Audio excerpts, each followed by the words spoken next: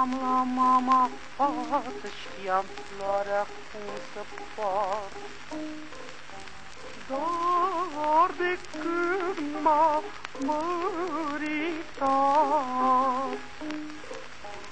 grija casei m-a luat.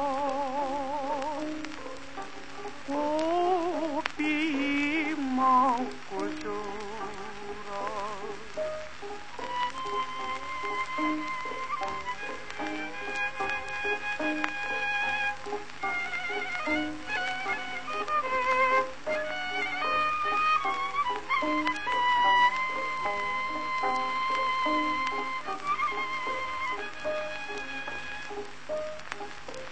Copiliță cu părinți, zice dorul te măriți, că mila de la părinți a nevoie ai soi,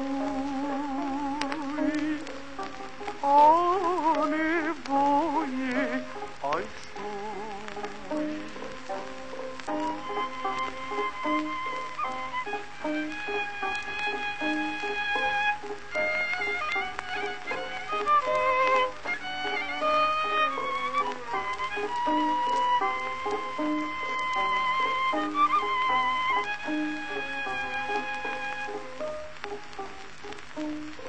Mila de la bărbat, doar cu pumnii du-te cap, să desfloși bobocit, că mie nu trebuie,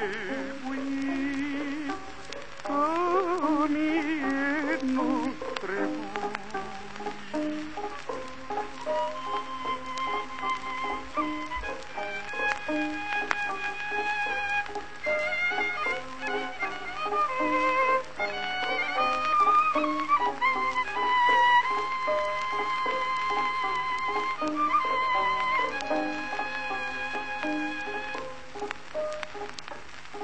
Unde-i pus florile, o să curgă palmile. Busuioc verde pe masă, te las, mamă, sănătoasă.